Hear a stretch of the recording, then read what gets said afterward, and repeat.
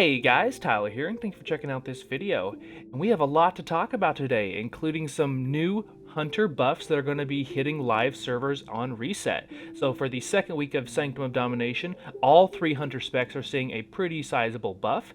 We're going to be talking about the new Covenant Legendary tuning, which does affect hunters if you are sticking with Night Fae at least right now. I want to talk about my first week in Mythic Plus and then in Raid, and then how I'm going to be tackling upgrading my legendaries. So let's get started.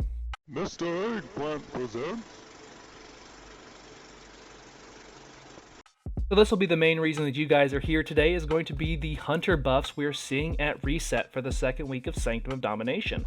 So all three hunter specs are seeing some sort of buff. Marksman, for example, is getting a 10% increased damage to aim shot, arcane shot, multi-shot, and rapid fire, which I'm assuming will also work for Chimera shot, since it just replaces arcane shot. We'll just have to wait and see when it hits live. And then kill shot is getting its damage increased by 15%. And the kill shot damage is going to be notable for Venthyr marksman hunters, because their damage really revolves around their flayed shot proccing the ability to use kill shot at any percent of the boss's health. So you'll see more kill shots from them, so it'll help them the most, which will be good for them, since I think that's one of the lowest played. I think it's Necrolord and Venthyr are the lowest played, and it's like single digit percents, where the other two are in the double digits. And then Survival got another increased damage of at least 10% on most of their abilities, most of their main abilities, I should say. So they did just get a buff like a couple weeks ago, so this will be good. Hopefully we'll see some more Survival hunters. And then of course Beast Mastery saw buffs to all of the hunter abilities, the abilities that actually do damage from the hunter, and then also Kill Command too. So these buffs will be really good to compare damage from week 1 to week 2 in Raid. I'm really looking forward to that. And I didn't get too many upgrades, which we'll talk about it in a second. So I'll have a pretty good comparison to see how well these buffs are going to move us up the charts. And mind you, we are still doing pretty well. We'll check here in just a second. So don't feel like you can't play a hunter because it's in the lower third. You can still do well. We can still push ourselves to do our best on our hunter. So as for my guild, we'll go ahead and swap here to normal real fast. So my guild does only do normal, then we move into heroic. So we got the first 5 bosses down. We did run into the wall that's known as the Painsmith. I don't know if it was necessarily overtuned, but we were just having trouble with it. So after wiping for a while, we did move to heroic in the Terra Grew, which we finally did get down, which was really good. You can see here there are a couple of fights that I left some DPS on the table, most likely, particularly that Ner'zhul fight, just because we had a really sloppy kill. We'll work on that, and we'll see if we can push ourselves to do better, and we can really do a nice comparison to see how well damage is increasing for all marksman hunters come this next coming week. And then of course we had the heroic kill with the Terra Grew. I figured things out from the first fight to the second fight, and we did pretty well. And I didn't have like OP powers, because you do get the 4 anima powers. I'm going to see which ones are the best and then try to shoot for those each week though. And then as for the upgrades I did get one of the domination pieces, but I didn't get a shard to put in there that was going to do a lot of damage. So this was pretty much just a stat swap right now. I did get the gloves off of the world boss, which was about a 7 item level upgrade, and then I did manage to get the wrist off of the Terra Grew for heroic. So this will be my biggest upgrade so far. Just gives me a lot of crit. Didn't change any of my damage too much yet. My item level only went up by 1.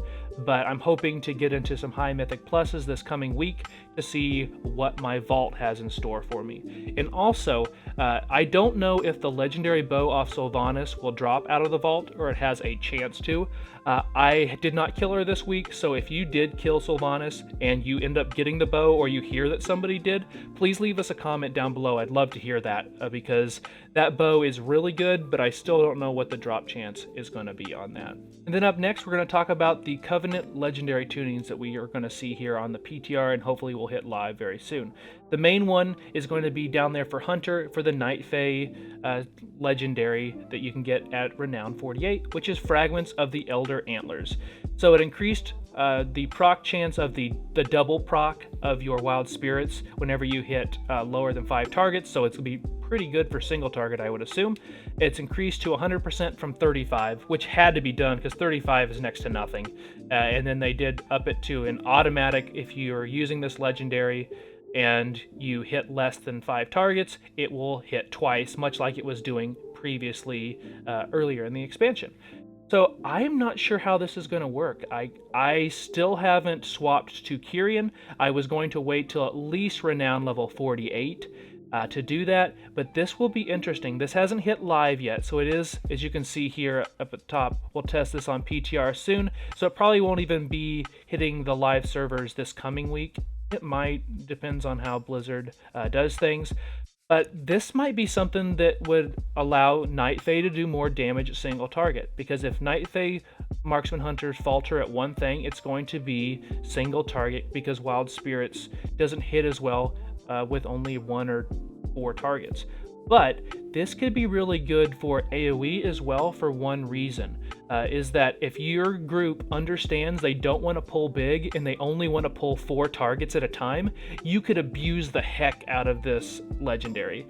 And the legendary can go on your chest or it can go on your neck, so I would pick it as a neck piece. So what I'm probably going to do this coming week is go ahead and buy one of the 235 legendary neck pieces, upgrade it to rank 6, which we'll talk about upgrading the legendaries here in just a second.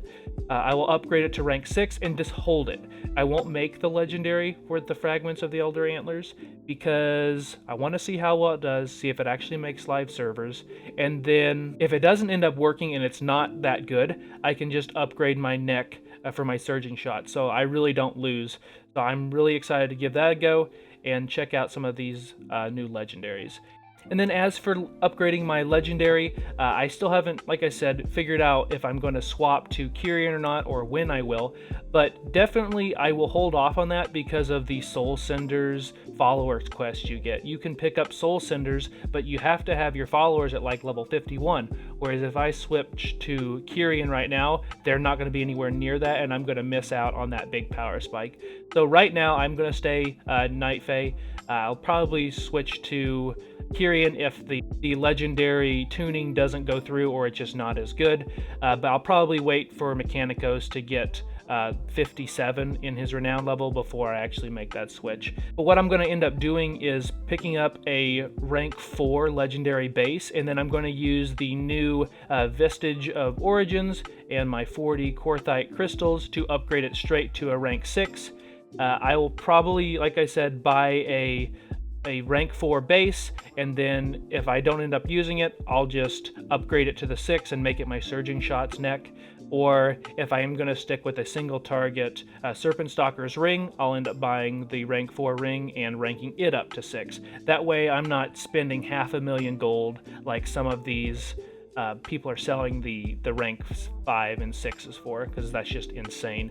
So I will wait. So it's gonna, my power spike for my legendary will take a little while longer. As you can see here on Wowhead, they're saying that you need like 2 in some weeks or 3 in some more parts of a week to get enough senders for rank 6. I'm just gonna wait, go straight to rank 6. I've been capping out on my senders each and every week, so I don't feel like I'm really going to need the power spike until I'm pushing higher Mythic Plus keys or we're into Heroic Raid. So I'm just going to hold tight, and then if anything changes, I will put it in the description of this video or in the comments. Please leave me some feedback. Let me know how you guys are doing and what you plan on doing whenever you are building a legendary and potentially making your swap to a different legendary or a different covenant. So thank you guys for watching. Enjoy those Marksman Hunter buffs, and I'll see you very soon.